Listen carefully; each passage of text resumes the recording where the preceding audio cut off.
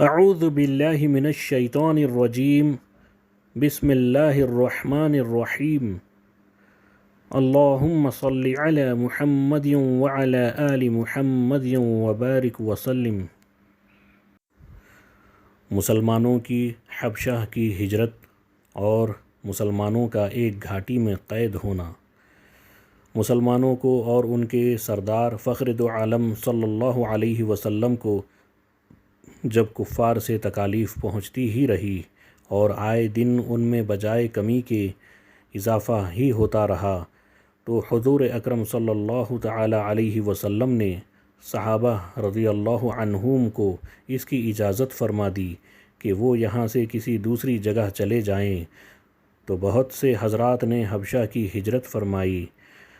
حبشہ کے بادشاہ اگرچہ نصرانی تھے اور اس وقت تک مسلمان نہ ہوئے تھے، مگر ان کے رحم دل اور منصف مزاج ہونے کی شہرت تھی۔ چنانچہ نبوت کے 5ویں برس رجب کے مہینے میں پہلی جماعت کے 11 یا 12 مرد اور 4 یا 5 عورتوں نے حبشہ کی طرف ہجرت کی۔ مکہ والوں نے ان کا پیچھا بھی کیا کہ یہ نہ جا سکیں، مگر یہ لوگ ہاتھ نہ آئے۔ وہاں پہنچ کر ان کو یہ خبر ملی کہ مکہ والے سب مسلمان ہو گئے اور اسلام کو غلبہ ہو گیا۔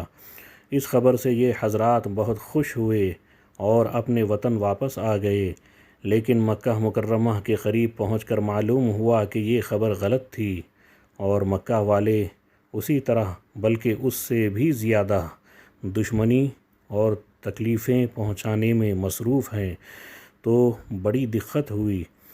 ان میں سے بعض حضرات وہیں سے واپس ہو گئے اور بعض کسی کی پناہ لے کر مکہ مکرمہ میں داخل ہوئے۔ یہ حبشہ کی پہلی ہجرت کہلاتی ہے۔ اس کے بعد ایک بڑی جماعت نے، جو 83 مرد اور 18 عورتیں بتلائی جاتی ہیں، متفرق طور پر ہجرت کی، اور یہ حبشہ کی دوسری ہجرت کہلاتی ہے۔ بعض صحابہ نے دونوں ہجرتیں کیے اور بعض نے ایک۔ کفار نے جب یہ دیکھا کہ یہ لوگ حبشہ میں چین کی زندگی بسر کرنے لگے تو ان کو اور بھی غصہ آیا اور بہت سے تحفے تحائف لے کر نجاشی شاہ حبشہ کے پاس ایک وفد بھیجا، جو بادشاہ کے لیے بھی بہت سے تحفے لے کر گیا اور اس کے خاص اور پادریوں کے لیے بھی بہت سے ہدیے لے کر گیا۔ جا کر اول پادریوں اور حکام سے ملا اور ہدیے دے کر ان سے بادشاہ کے یہاں اپنی سفارش کا وعدہ لیا، اور پھر بادشاہ کی خدمت میں یہ وفد حاضر ہوا۔ اول بادشاہ کو سجدہ کیا اور پھر تحفے پیش کر کے اپنی درخواست پیش کی، اور رشوت خور حکام نے تائید کی۔ انہوں نے کہا کہ اے بادشاہ، ہماری قوم کے چند بے وقوف لڑکے اپنے قدیمی دین کو چھوڑ کر ایک نئے دین میں داخل ہو گئے، جس کو نہ ہم جانتے ہیں نہ آپ جانتے ہیں، اور آپ کے ملک میں آ کر رہنے لگے۔ ہم کو شرفائے مکہ نے اور ان لوگوں کے باپ، چچا اور رشتہ داروں نے بھیجا ہے کہ ان کو واپس لائیں، آپ ان کو ہمارے سپرد کر دیں۔ بادشاہ نے کہا کہ جن لوگوں نے میری پناہ پکڑی ہے، بغیر تحقیق کے ان کو تمہارے حوالے نہیں کر سکتا۔ اول ان سے بلا کر تحقیق کر لوں، اگر یہ صحیح ہوا تو تمہارے حوالے کر دوں گا۔ چنانچہ مسلمانوں کو بلایا گیا۔ مسلمان اول بہت پریشان ہوئے، سوچ رہے تھے کہ آخر کیا کریں، مگر اللہ کے فضل نے مدد کی اور ہمت سے یہ طے کیا کہ چلنا چاہیے اور صاف بات کرنا چاہیے۔ بادشاہ کے یہاں پہنچ کر سلام کیا۔ کسی نے اعتراض کیا کہ تم نے بادشاہ کو آداب شاہی کے موافق سجدہ نہیں کیا۔ ان لوگوں نے کہا کہ ہم کو ہمارے نبی صلی اللہ علیہ وسلم نے اللہ کے سوا کسی کو سجدہ کرنے کی اجازت نہیں دی۔ اس کے بعد بادشاہ نے ان سے حالات دریافت کیے۔ حضرت جعفر رضی اللہ تعالی عنہ آگے بڑھے اور فرمایا کہ ہم لوگ جہالت میں پڑے ہوئے تھے، نہ اللہ کو جانتے تھے نہ اس کے رسول سے واقف تھے، پتھروں کو پوجتے تھے، مردار کھاتے تھے، برے کام کرتے تھے، رشتے ناتوں کو توڑتے تھے۔ ہم میں کا قوی ضعیف کو ہلاک کر دیتا تھا۔ ہم اسی حال میں تھے کہ اللہ نے اپنا ایک رسول بھیجا، جس کے نسب کو، اس کی سچائی کو، اس کی امانت داری کو، پرہیزگاری کو ہم خوب جانتے ہیں۔ اس نے ہم کو ایک اللہ وحدہ لا شریک لہ کی عبادت کی طرف بلایا اور پتھروں اور بتوں کے پوجنے سے منع فرمایا۔ اس نے ہم کو اچھے کام کرنے کا حکم دیا، برے کاموں سے منع کیا۔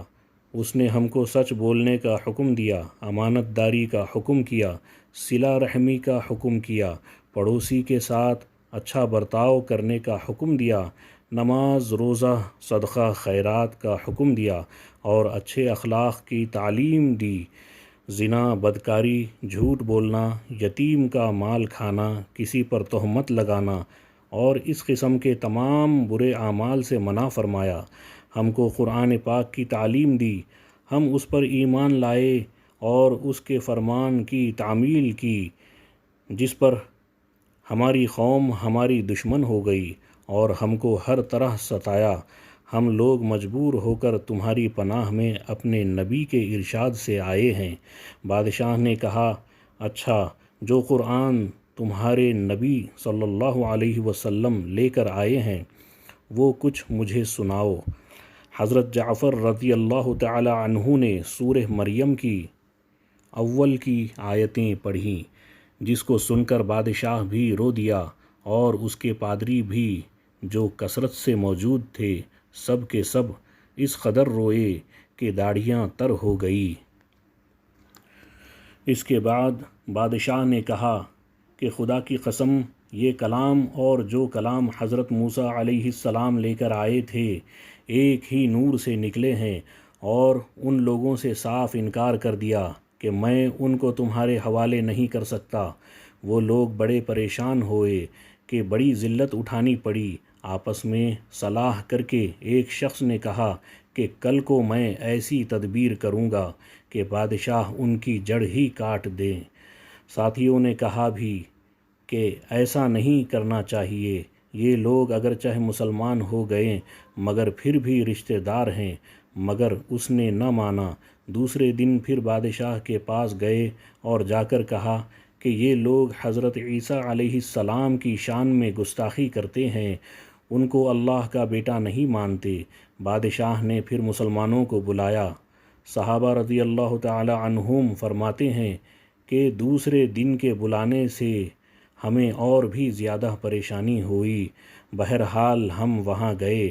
بادشاہ نے پوچھا کہ تم حضرت عیسیٰ علیہ السلام کے بارے میں کیا کہتے ہو؟ انہوں نے کہا، وہی کہتے ہیں جو ہمارے نبی پر ان کی شان میں نازل ہوا ہے کہ وہ اللہ کے بندے ہیں، اس کے رسول ہیں، اس کی روح ہیں اور اس کا کلمہ ہے، جس کو خدا نے کنواری اور پاک مریم کی طرف ڈالا۔ نجاشی نے کہا کہ حضرت عیسیٰ علیہ السلام بھی اس کے سوا کچھ نہیں فرماتے۔ پادری لوگ آپس میں کچھ چخ چخ کرنے لگے۔ نجاشی نے کہا، تم جو چاہے کہو۔ اس کے بعد نجاشی نے ان کے تحفے واپس کر دیے اور مسلمانوں سے کہا، تم امن سے رہو، جو تمہیں ستائے اس کو تاوان دینا پڑے گا، اور اس کا اعلان بھی کر دیا کہ جو شخص ان کو ستائے گا اس کو تاوان دینا پڑے گا۔ اس کی وجہ سے وہاں کے مسلمانوں کا اکرام اور بھی زیادہ ہونے لگا اور اس وفد کو ذلت سے واپس آنا پڑا۔ تو پھر کفار مکہ کا جتنا بھی غصہ جوش کرتا ظاہر ہے۔ اس کے ساتھ ہی حضرت عمر رضی اللہ تعالی عنہ کے اسلام لانے نے ان کو اور بھی جلا رکھا تھا اور ہر وقت اس فکر میں رہتے تھے کہ لوگوں کا ان سے ملنا جلنا بند ہو جائے اور اسلام کا چراغ کسی طرح بجھے۔ اس لیے سرداران مکہ کی ایک بڑی جماعت نے آپس میں مشورہ کیا کہ اب کھلم کھلا نعوذ باللہ محمد صلی اللہ علیہ وسلم کو قتل کر دیا جائے، لیکن قتل کر دینا بھی آسان کام نہیں تھا، اس لیے کہ بنو ہاشم بھی بڑے جتھے اور اونچے طبقے کے لوگ شمار ہوتے تھے۔ وہ اگرچہ اکثر مسلمان نہیں ہوئے تھے، لیکن جو مسلمان نہیں تھے وہ بھی حضور اکرم صلی اللہ علیہ وسلم کے قتل ہو جانے پر آمادہ نہیں تھے، اس لیے ان سب کفار نے مل کر ایک معاہدہ کیا کہ سارے بنو ہاشم اور بنو المطلب کا بائیکاٹ کیا جائے، نہ ان کو کوئی شخص اپنے پاس بیٹھنے دیں، نہ ان سے کوئی خرید و فروخت کریں، نہ بات چیت کریں، نہ ان کے گھر جائیں، نہ ان کو اپنے گھر میں آنے دیں، اور اس وقت تک صلح نہ کی جائے جب تک کہ وہ نعوذ باللہ حضور صلی اللہ علیہ وسلم کو قتل کے لیے ہمارے حوالے نہ کر دیں۔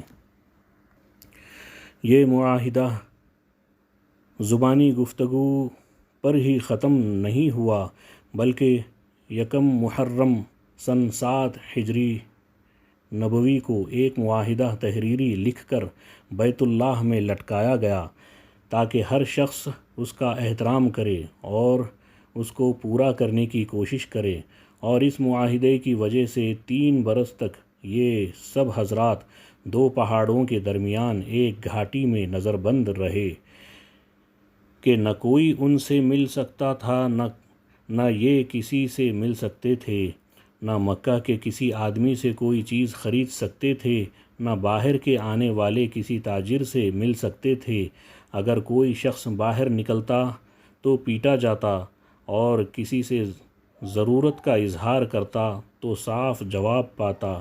معمولی سا سامان، غلہ وغیرہ جو ان لوگوں کے پاس تھا وہ کہاں تک کام دیتا۔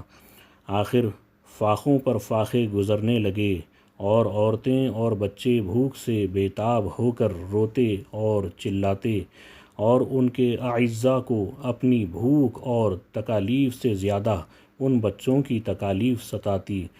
آخر 3 برس کے بعد اللہ کے فضل سے وہ صحیفہ دیمک کی نظر ہوا اور ان حضرات کی یہ مصیبت دور ہوئی۔ 3 برس کا زمانہ ایسے سخت بائیکاٹ اور نظر بندی میں گزرا، اور ایسی حالت میں ان حضرات پر کیا کیا مشقتیں گزری ہوں گی وہ ظاہر ہے، لیکن اس کے باوجود صحابہ رضی اللہ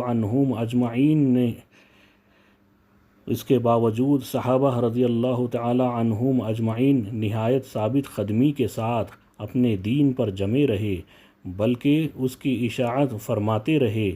یہ تکالیف اور مشقتیں ان لوگوں نے اٹھائی ہیں جن کے آج ہم نام لیوا کہلاتے ہیں، اور اپنے کو ان کا متبع بتلاتے ہیں اور سمجھتے ہیں۔ ہم لوگ ترقی کے باب میں صحابہ اکرام رضی اللہ عنہم اجمعین جیسی ترقیوں کے خواب دیکھتے ہیں، لیکن کسی وقت ذرا غور کر کے یہ بھی سوچنا چاہیے کہ ان حضرات نے قربانیاں کتنی فرمائی، اور ہم نے دین کی خاطر، اسلام کی خاطر، مذہب کی خاطر کیا کیا۔ کامیابی ہمیشہ کوشش اور سعی کے مناسب ہوتی ہے۔ ہم لوگ چاہتے ہیں کہ عیش و آرام، بددینی اور دنیا طلبی میں کافروں کے دوش بدوش چلیں اور اسلامی ترقی ہمارے ساتھ ہوں، یہ کیسے ہو سکتا ہے؟ ترسم نرسی بکعبہ اے اعرابی، کیں رہ کہ تو میں روی بترکستان است۔ ترجمہ: مجھے خوف ہے او بدوی کہ تو کعبہ کو نہیں پہنچ سکتا، اس لیے کہ یہ راستہ کعبہ کی دوسری جانب ترکستان کی طرف جاتا ہے۔ ناظرین، اگر آپ کو ہمارا ویڈیو پسند آیا ہے تو اظہار کرنے کا سب سے بہتر طریقہ یہ ہے کہ آپ ہمارے اس ویڈیو کو لائک کریں اور ہمارے چینل کو سبسکرائب کریں اور پاس والی بیل آئیکن کو کلک کریں۔ اگلے ویڈیو تک کے لیے ہمیں اجازت دیجیے۔ اللہ حافظ۔